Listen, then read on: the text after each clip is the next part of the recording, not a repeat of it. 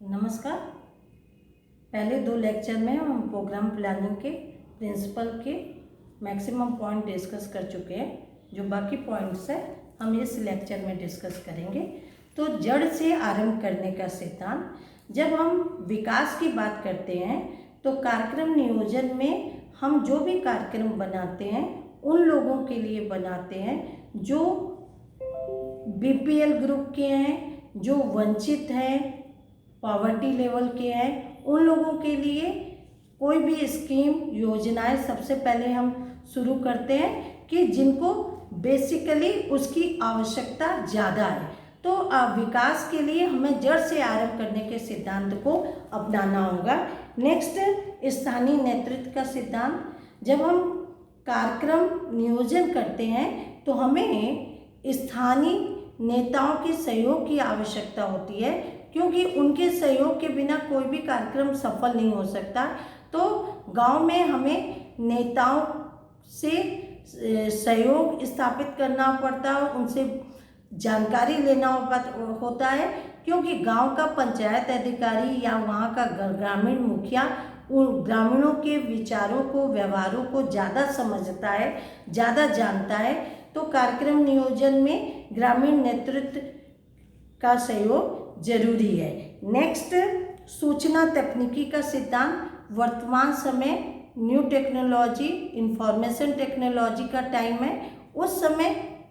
इस समय हम लोगों को ग्रामीणों को जो भी कार्यक्रम सिखाना है या बताना है तो हमें सूचना तकनीकी की भी जानकारी देनी है कि किस तरह से वो कंप्यूटर चलाना, इंटरनेट चलाना, इन सारी चीज़ों की टेक्निक जानकारी हम जब देंगे तो वो कार्यक्रम को चलाने या कार्यक्रम को अपनाने में इन चीज़ों का लाभ प्राप्त करके वो समय के साथ चल पाएंगे और अपने को अपडेट कर पाएंगे।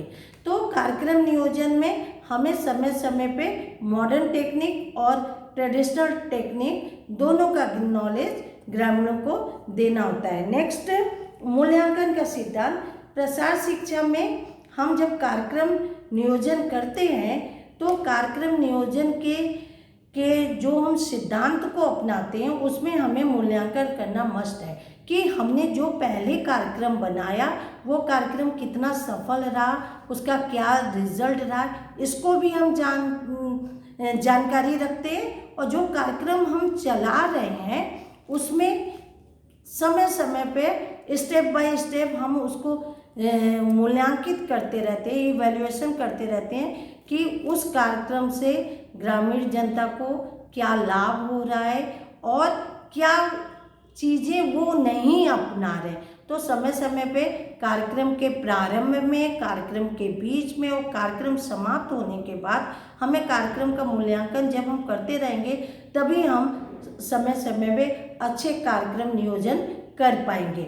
नेक्स्ट हम आते हैं शिक्षा का सिद्धांत। कार्यक्रम नियोजन के सिद्धांत की जब हम बात करते हैं तो हमें शिक्षा के सिद्धांत को अपनाना जरूरी है, क्योंकि जब व्यक्ति शिक्षित होगा, पढ़ा लिखा होगा, तब जो भी बातें कोई भी एक्सपर्ट या विशेषज्ञ उसे बताता है तो वो चीज़ें वो ज़्यादा समझ पाता है। तो ग्रामीणों को सिखाने के लिए हमें शिक्षा के सिद्धांत का पालन करना अनिवार्य है। नेक्स्ट आते हैं विस्तृत वर्णन का सिद्धांत।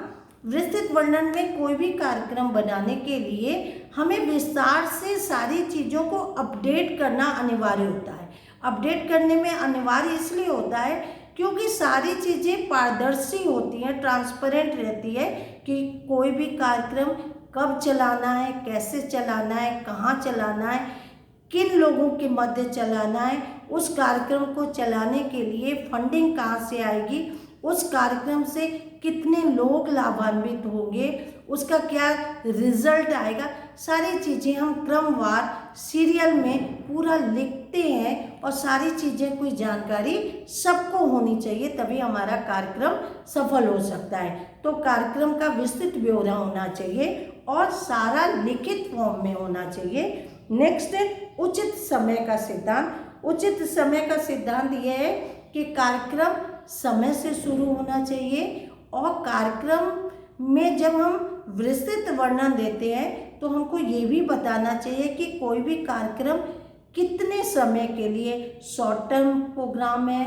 लॉन्ग टर्म प्रोग्राम है कि 3 डेज का प्रोग्राम है, सारी चीज़ें। और कार्यक्रम समय पे शुरू होना चाहिए, समय पे ख़त्म होना चाहिए, क्योंकि भी कार्यक्रम बहुत देर तक यदि चलता है तो उससे लोगों को एक तरह की ऊब होने लगती है और ज़्यादा से ज़्यादा लोग उससे फिर लाभान्वित नहीं हो पाते हैं।